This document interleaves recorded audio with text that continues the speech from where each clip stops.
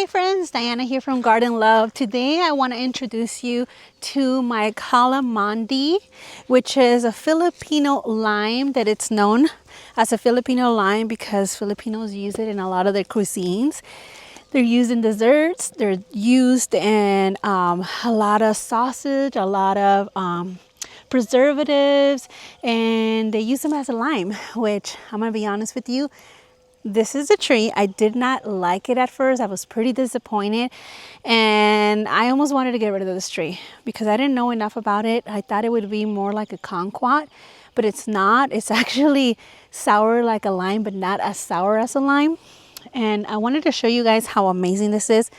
If you're thinking about growing a citrus in a container, this is a tree to get. If you want something that's smaller, more like a shrub, and you can use it as a lime, especially if you like to cook.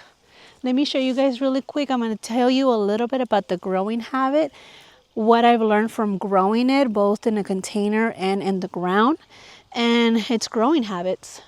Let's get into it. I'm going to switch you guys around so you guys can see it. All right, so this tree has actually been here for the past 3 to 4 years. It was so tiny. I'm gonna try to find a clip of when I planted it. It was like 3-4 little branches, and I'm gonna back up just so you guys can see how massive it is, how big it's gotten. It's as tall as me if I stand next to it.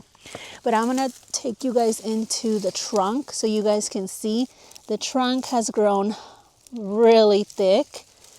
You can tell that it's a dwarf variety because everything's growing from the trunk, from that little piece on up. I just noticed that there is another big trunk right here. And yes, look at the flowers. The one thing I love about this tree is that it has flowers almost all the time. It has fruit almost all the time. And it has baby fruit. So it's always growing. It always has fruit. And sometimes it's hard to tell where the fruit's at because it's camouflage, but it is there. So there's fruit to harvest. There's flowers. That means that we're going to get more fruit. And then there's baby little seedlings. Let me show you. I've seen smaller ones than that one. Look at that.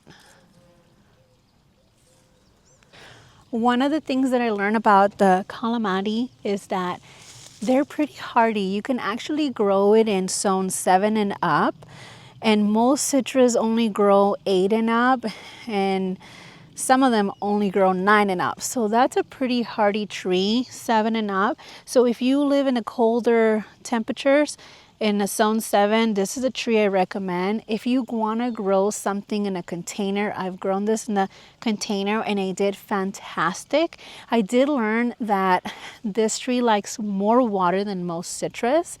So consider that when you're choosing a container, because I had it in a terracotta pot, and the terracotta pots, as you guys know, they dry up so fast. So if you live in a hot climate like I do in California, zone 9B, you're going to want to put it more like in a plastic container or a terracotta that's glazed, because those tend to hold a little bit more moisture and they're going to thrive. Obviously, if it's something that you're going to want to be putting outside and bringing it in the winter, then stay away from the terracotta because those things are heavy. You're probably going to want to stick to something more like a plastic. All of my plastic containers, I've gotten them from Costco. They're great price and they have lasted me a long time. So I highly recommend them. But like I mentioned earlier, I was pretty disappointed with this tree because I didn't like the taste and I was expecting something sweet and tasty, like a little, you guys know I love fruits. So I was expecting something like a fruit that I can snack on, and it wasn't it. But when I discovered that this could be used as a lime, this is a perfect addition for any garden, because when your key limes are not in full season, or when your limes are not in full season, you can retreat to these and use them like a lemon. I've used them on my fruit, and I've used them on my salads. I've used them, what else have I used? On my soups. So when I don't have any of the other limes, I come to this one. I haven't ventured into cooking with them other than those uses that I just mentioned. So if you guys have any recipes, put them down below. How are you guys using this little Filipino lime? Any recipes? Because I don't cook a lot. I mean, I stick to my normal recipes. Sometimes I venture into other ones. So I'm always curious to know what else I can use this fruit. The size of the fruit, they're about a quarter. I actually brought a quarter so I can compare it so you guys can get an idea, because they're not that big. The fruit is not that big. It's pretty small. Let me see if I can find one. I'm gonna flip you guys around so you guys can take a look. Let's see if we can find a fruit. I picked a lot of them earlier and I took them inside, but I should have kept them out here. I know there was one in here I didn't take. Oh, there we go. I see one. Look at that. You guys see the size? It's gonna get a little bigger, and that's a quarter. That's about the size of a quarter. Oh my God, I hear a hummingbird. I wish you guys can see the hummingbird. You guys see them? Oh my God, I love hummingbirds. They are beautiful. Okay, sorry, distracted. So as you guys can see, the fruit is not any bigger than a quarter.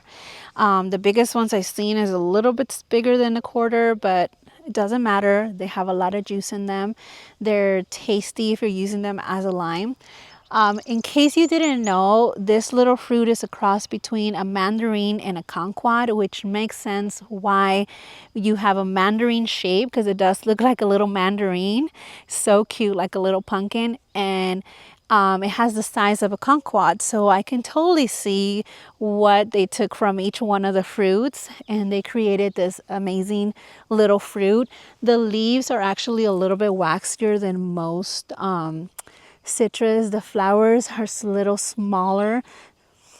They smell amazing. And oh my God, look at this cluster right here. Can you guys see that? Try to get you guys closer. There's a lot of little fruit.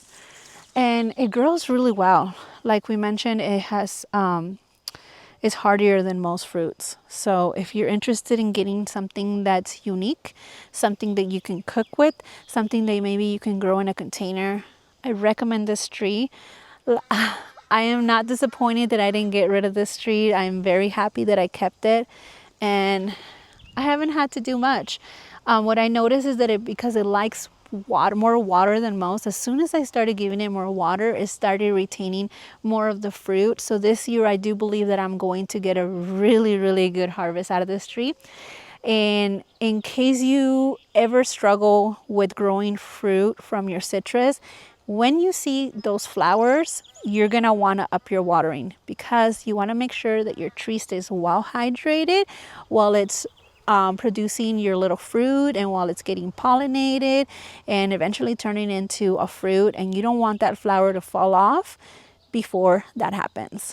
We all know that most fruits have some benefits to it. The benefits that stood out to me is that it can lower your cholesterol and it has vitamin C. So it might be something you want to consider if you have high cholesterol. I'm not exactly sure how much you would need to eat to actually make a difference, but it's good information to know. When it comes to pruning, you don't need to prune it unless you want to shape it, which is what I'm doing right now. I'm letting it be exactly how it is until I feel that it's becoming too big. And at that point, I think what I'm going to do is I'm going to start taking some branches from below so I can continue to raise the canopy. So it could be something that I can reach around eye level. And then from that point, I'm going to keep it low once it hits that height. So you don't have to prune your trees unless you absolutely need to. This citrus is no different than any other citrus. They love 6 to 8 hours. So when you select the location of where you're going to put this, if you're going to put it in the ground, you're going to want to make sure that you study your landscape and you want to make sure that it's going to get anywhere from 6 to 8 hours of sunlight, preferably morning light and afternoon shade, because most trees will appreciate that. The tree has been in the ground approximately 3 years, and since then I've given it fish fertilizer, and I also dug a hole in the ground next to the tree where I deposit some food waste to allow the worms to come and eat the food waste, irrigate the soil so the roots can continue to grow. And also, if the worms are going to be there, they're going to be leaving their droppings, and we all know that worm castings are amazing for any trees, so I suggest that you do the same. Very important, if you're going to plant any plants around this tree, you're going to want to make sure that every single plant has a drip little system in order for everybody to get plenty of water. Otherwise, your tree is going to basically stop growing and you're going to be wondering what is wrong with it.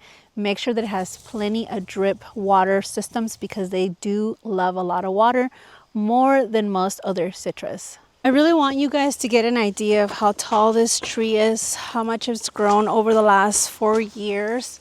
I am at the same level, and the highest branch hits my eye level. You guys can't see because, let me move you guys up a little bit.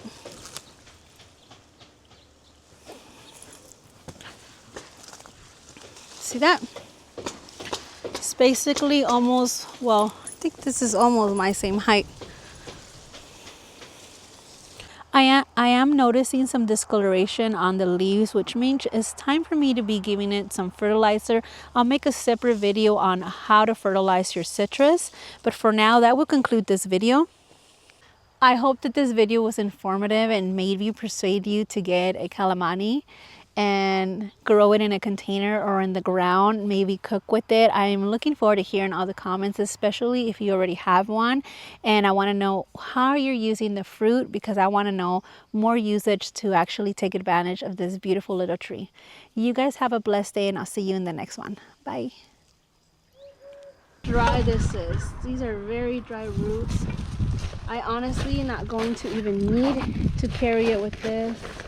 This is going to be perfect for the space I created. Let's see if you guys can see better. The root system is not that big. It should be bigger for all the time that it's been in here. Some roots did break off, but it's okay.